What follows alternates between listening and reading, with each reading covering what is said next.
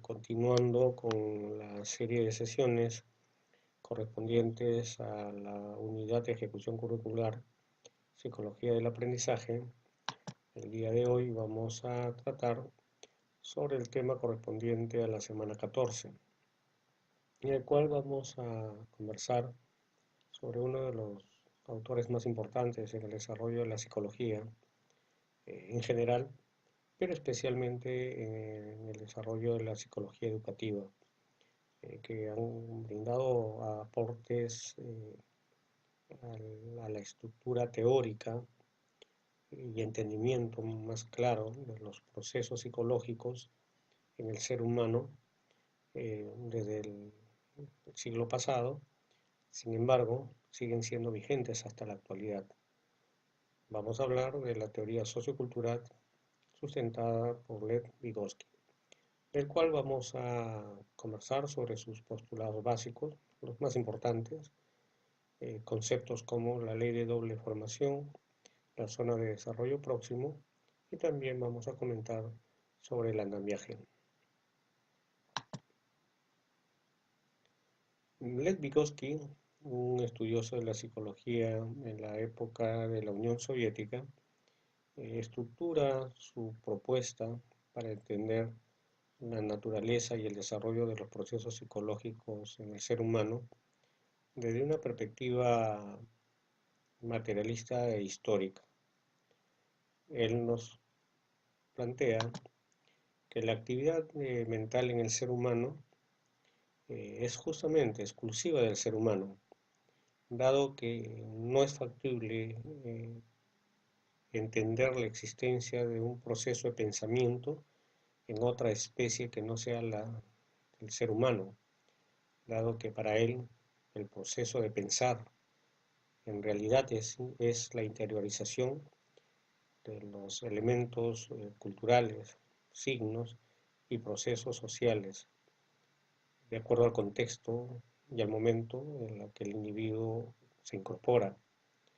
Es decir, sin procesos sociales, sin cultura, sin la generación de signos y símbolos, no podría ser entendible la génesis ni el desarrollo de procesos psicológicos de nivel superior como la del pensamiento. También nos propone Vygotsky que el proceso de pensamiento es un proceso que se va incorporando, que se va interiorizando a lo largo del desarrollo ortogenético, es decir, desde el momento que nacemos, el momento que pasamos de la niñez a la adolescencia, a la adultez, pero no desde una perspectiva individualista, sino un proceso de desarrollo ontogenético, pero dentro y como parte de un grupo social, de la sociedad. Recordemos, él propone que no es factible entender la posibilidad de procesos psicológicos superiores si no es dentro de un contexto social. Este proceso de desarrollar la capacidad de pensamiento no se da de manera automática y se da utilizando ciertos elementos. Vygotsky enfatiza la participación de elementos denominados herramientas y signos. Gracias a estos elementos, productos sociales, productos del desarrollo histórico, le permite al ser humano el poder dirigir su atención, organizar su memoria consciente y fundamentalmente, y esto lo enfatiza Vygotsky, regular, dirigir su propia actividad mental. Esto es lo que marca la diferencia nuestra como especie superior dentro de la escala de las especies de la naturaleza. También Vygotsky nos dice que los procesos mentales, entre los cuales los de mayor nivel como el pensamiento, no son procesos estáticos, no son procesos dinámicos, que se reestructuran y cambian a medida que se avanza en el proceso de socialización, a través, por ejemplo, del proceso de escolarización, que es un elemento mediador muy importante que nos permite la interiorización de elementos sociales. Insertos dentro de un proceso de escolarización, tenemos la posibilidad de acceder a todas las opciones y posibilidades que nuestra sociedad y cultura nos ofrece, a diferencia de un niño que no participa en el proceso de escolarización, donde su acceso a esta cantidad de información y recursos obviamente se va a ver limitada. Esos postulados son importantes para ir entendiendo lo que nos propone Vygotsky más adelante. Debemos entender que su teoría, como decíamos, se fundamenta en varios elementos, de los cuales son tres los más importantes. Un elemento básico que nos propone desde una perspectiva científica, que no puede haber una teoría científica de lo mental, de lo psicológico, si no se parte de una concepción seria, de una concepción objetiva del hombre. Para él, esta concepción seria, esta concepción objetiva del hombre es el materialismo, que en síntesis nos propone que no hay un mundo independiente de la realidad material, física, perceptible. Es decir, la actividad mental para Vygotsky es producto de la propia actividad de la materia y no es entendible su dinámica, su génesis y su dinámica alejada de la concepción, del entendimiento y la explicación de cómo la materia se desenvuelve en nuestra realidad.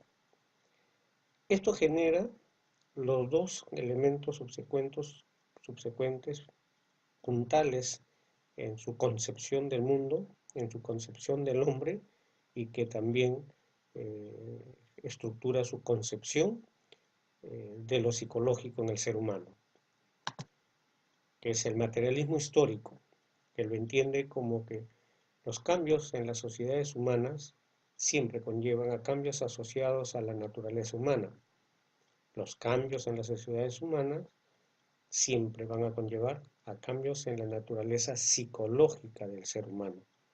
Por eso que nosotros podemos observar particularidades en la psicología colectiva del ser humano dependiendo del contexto social, cultural e histórico al que pertenecen. Y el otro puntal es el materialismo dialéctico, el cual entiende Vygotsky como la capacidad o la situación en la que el hombre es capaz de transformar la naturaleza, pero que también la naturaleza lo transforma a él. Es decir, no es un proceso de modificación, de transformación, de influencia unidireccional, sino siempre va a ser bidireccional. La influencia de uno en el otro conlleva subsecuentemente siempre en que el otro también va a generar cambios en el primero. Y esa relación él lo entiende como la relación dialéctica del hombre con la naturaleza. Y recordemos siempre desde una concepción materialista. Decíamos que son tres elementos fundamentales en su concepción teórica. Los tres elementos son el elemento instrumental, el elemento histórico y el elemento social. Cuando hablamos del elemento instrumental, Vygotsky nos trata de enfatizar la importancia de la naturaleza activa del ser humano, es decir, la concepción de que el hombre no es un ser pasivo que está a expensas de la naturaleza, a expensas de la realidad, sino es importante para entender la génesis y el desarrollo de los procesos psicológicos superiores, que el hombre por naturaleza es un ser activo, que opera, que modifica, que transforma, que afecta sobre el medio y lo transforma de manera constante, a través de elementos que él denomina instrumentos y que para él pueden asumir dos posibles formas. Un instrumento que tiene una influencia directa, material, sobre la realidad, él le denomina las herramientas. Por ejemplo, un hacha. Un hacha sirve para cortar madera, sirve para retasear la madera, un serrucho sirve para cortar madera, un cincel sirve para golpear la piedra y transformarla en un utensilio, etc. Estos instrumentos convertidos en herramientas permiten operar, permiten actuar, permiten modificar de manera directa un material a la propia realidad. Pero también los instrumentos pueden tomar un cariz distinto, un cariz un poco más simbólico, y a él en ese contexto Vygotsky los denomina signos. Gracias a estos signos, el ser humano es capaz de representar internamente, mentalmente, características de la realidad. Y también gracias a estos signos, el ser humano es capaz de transformar mental, psicológicamente, la concepción de la realidad. Y también le permite, gracias a estos signos, dirigir, regular su propia conducta, dirigir su propia actividad mental. El elemento histórico, derivado del materialismo histórico, para Lev Vygotsky, implica lo que habíamos mencionado anteriormente, que los cambios históricos en las sociedades conllevan siempre cambios asociados en la naturaleza humana. Eso lo podemos entender, ¿no? Por ejemplo, las características psicológicas de cada generación son diferentes. Nosotros conocemos que cada generación tiene ciertas características distintivas y cuando hacemos un análisis comparativo nos damos cuenta que dependen del estadio, dependen de la etapa histórica en la que se desarrolla cada generación. Entonces, cada momento histórico conlleva cambios en la naturaleza humana. En el ámbito que estamos estudiándolo, conllevan también a cambios en la naturaleza psicológica del ser humano. Dentro de esta perspectiva histórica entendemos justamente que estos instrumentos que sirven al ser humano para transformar la realidad de manera material, operando, transformando la materia, o que nos permiten transformar simbólicamente a través de la actividad mental, estos instrumentos son productos justamente de la herencia histórica y la herencia colectiva. Por ejemplo, cuando hablamos de signos, podemos utilizar alfabetos distintos dependiendo del contexto histórico y colectivo al que pertenecemos. Y por eso que nos damos cuenta en la realidad del mundo que existen diferentes culturas que tienen sus propios signos que les permiten representar la realidad de manera muy particular y forman parte de su propia tradición histórica y colectiva. Por ejemplo, en nuestra historia, ¿no? En el antiguo Tahuantinsuyo, a lo que se sabe, no había una escritura propiamente, ¿no? Pero utilizaban elementos como los quipus, que eran signos que le permitían representar datos aparentemente estadísticos del manejo económico, poblacional en esta cultura. En cambio, por ejemplo, en la cultura china, ellos desarrollaron unos ideogramas que les servían para representar conceptos, etcétera, que en realidad se convirtieron en una escritura propiamente. Cada cultura desarrolló sus propios instrumentos. Y el tercer elemento, el elemento social, siguiendo a lo que Vygotsky nos propone, se entiende que tiene que ver con la naturaleza social del ser humano. Nos dice que el hombre es un ser social cuya actividad siempre tiene lugar en el marco de las relaciones entre personas. Para Vygotsky y todos los que asumen la concepción materialista histórica, no es posible pensar la existencia de la actividad psicológica humana fuera de un contexto de la interacción social, porque para ellos estos procesos son generados justamente en ese contexto y gracias a esa posibilidad de la interrelación entre más de un individuo es la que ha posibilitado la propia transformación de nuestra naturaleza psicológica, de lo incipiente cuando éramos todavía parte de la naturaleza animal y que nos permitió desligarnos de ellos, diferenciarnos e ir generando unas características psicológicas cada vez mucho más desarrolladas. Dentro de esta perspectiva nos dice que para interpretar correctamente el mundo que nos rodea, es necesaria la mediación de otros miembros más competentes de la especie, es decir, ¿Cómo interiorizamos estos elementos sociales, estos elementos culturales, estos elementos históricos? No lo interiorizamos de manera automática por un proceso de ósmosis vivencial, sino necesitamos la participación y la intermediación de otros elementos, de otros miembros más competentes de la especie, y que esta concepción le permite a Vygotsky plantear otros conceptos importantes que lo vamos a ver más adelante, como son la zona de desarrollo próximo y el concepto de andamiaje.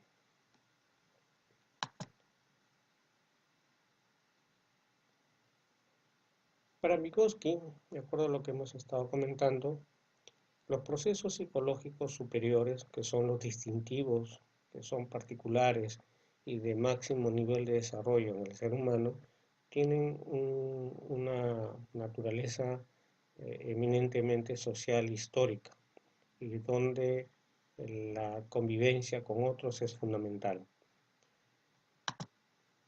Entendiendo que existe una realidad material, que es el mundo, del cual nosotros conocemos las noticias, el avance tecnológico, lo que las redes sociales nos permite accesar en la actualidad, uh, transponiendo los límites materiales que antes nos suponían las fronteras físicas, la riqueza, la pobreza, las noticias, etc.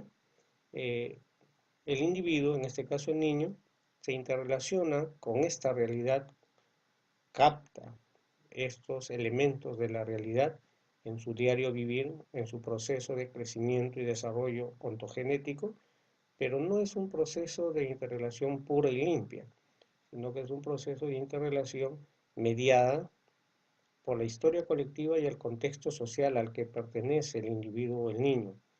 Es decir, un niño que pertenece a una condición socioeconómica alta no va a interiorizar de igual manera la misma realidad que puede estar captando un niño de un nivel socioeconómico más deprimido.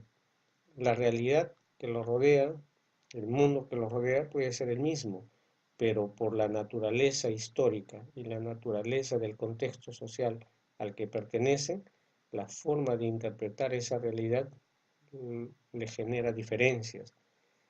Para Vygotsky, esta dinámica, esta interrelación individuo-realidad mediada por la historia colectiva y el contexto social es la que posibilitó en el ser humano el desarrollo de los procesos psicológicos superiores. Por ello, él nos propone un principio, una ley. Él le denomina la ley de doble formación de los procesos psicológicos superiores. Y él nos indica que los procesos psicológicos superiores, recordando que son los procesos distintivos y de máximo nivel de desarrollo en el ser humano, para él tienen dos momentos de nacimiento. Un primer momento es a nivel social. Para él, la génesis de estos procesos psicológicos son o se dan en el contexto de la interrelación del individuo con otros. Es decir, en un proceso de convivencia, en un proceso de intercambio interpsicológico, donde el niño aprende con el grupo social. Por ejemplo, cuando el niño juega con otros niños, entiende la lógica de lo que es el juego, entiende la lógica de lo que son las reglas que forman parte de ese juego. No es posible que el niño entienda, capte la lógica de un juego, la naturaleza de las reglas de un juego, si es que no lo interioriza vivenciándolos y en contacto con otros niños. Este proceso interpsicológico de aprendizaje con el grupo social luego posibilita que lo que ha aprendido, el niño lo va internalizándolo durante su desarrollo ontogenético, es decir, en su proceso de crecimiento y maduración y desarrollo, él va a ir incorporando mayores repertorios a su estructura cognitiva.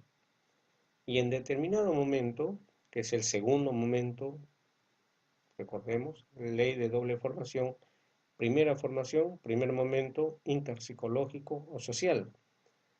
Luego se da un segundo momento, un segundo nacimiento, que ahora va a ser el individual. Es decir, de lo social, de lo que el niño aplica, lo que el niño observa, lo que el niño ejecuta en combinación con otros niños, en determinado momento se incorpora a su propia estructura cognitiva y se convierte en un proceso psicológico individual. A este segundo momento, Vygotsky le llama proceso intrapsicológico, donde, o el momento en el que lo vivido socialmente, lo aprendido socialmente, ahora se convierte en individual.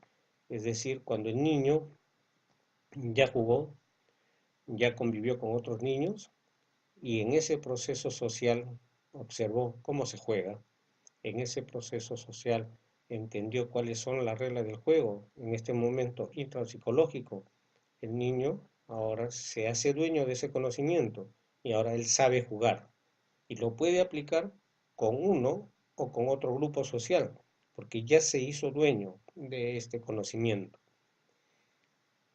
Recordemos que la perspectiva materialista dialéctica nos dice que sí, ¿no? Acá lo social está influyendo en lo individual, parte importante en la propuesta teórica de Vygotsky, pero no se queda ahí. Ahora, lo individual nuevamente revierte en lo social, es decir, el individuo ahora aporta, ahora puede modificar a lo social. Ejemplo, en el juego. El niño aprende a jugar un juego jugando con otros.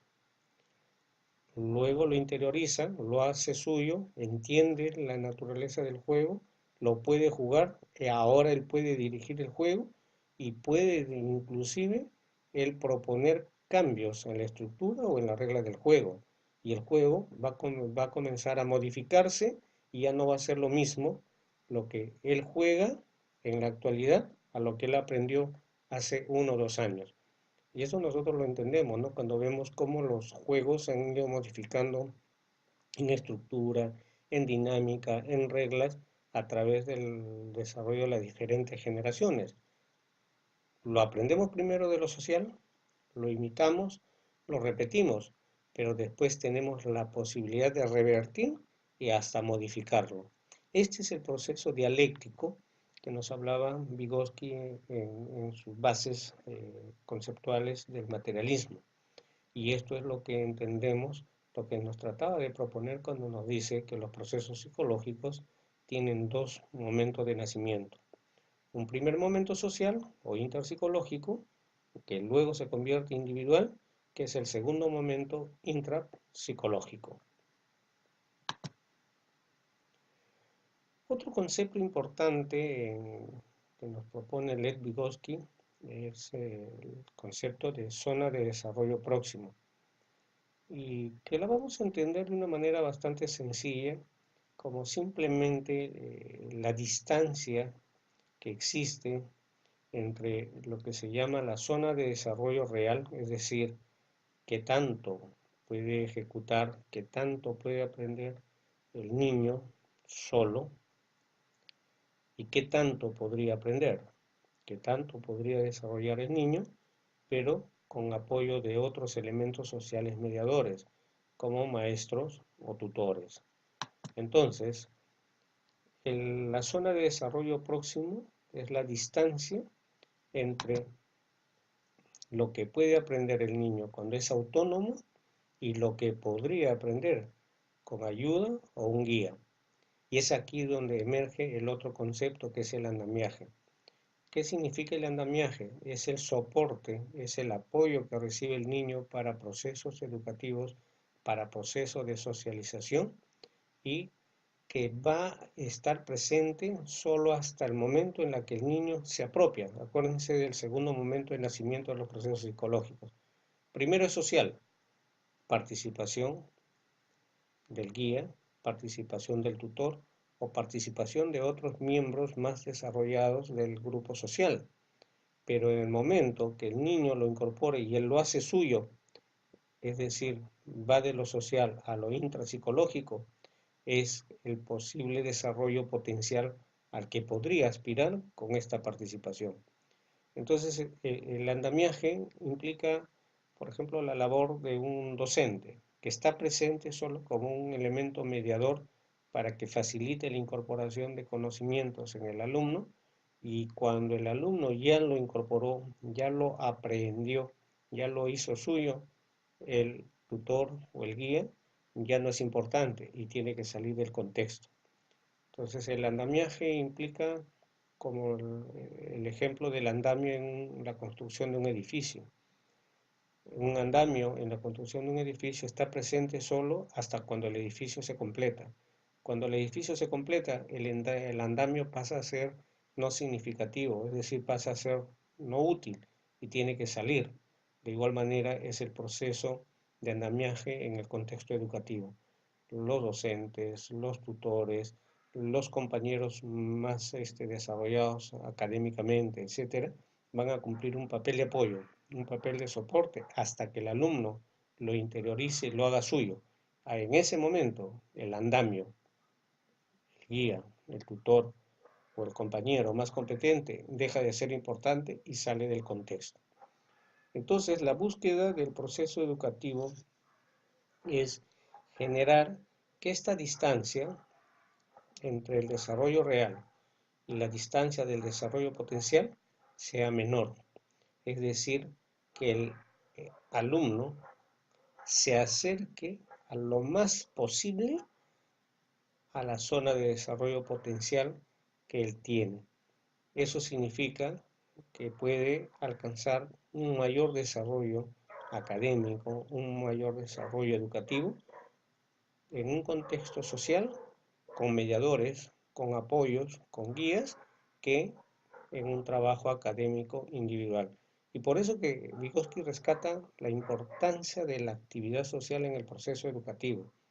Es más relevante para él actividades educativas que involucren grupos de alumnos, donde todos participen, donde la experiencia de uno retroalimente a los otros, etcétera, que procesos educativos individuales. Para él, los procesos educativos individuales son poco significativos.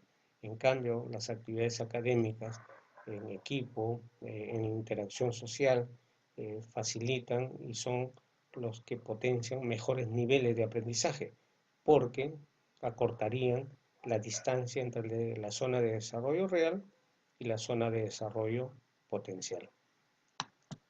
Eso es todo por esta sesión y nos estamos viendo la próxima semana para continuar con la sesión número 15 de la asignatura Psicología del Aprendizaje.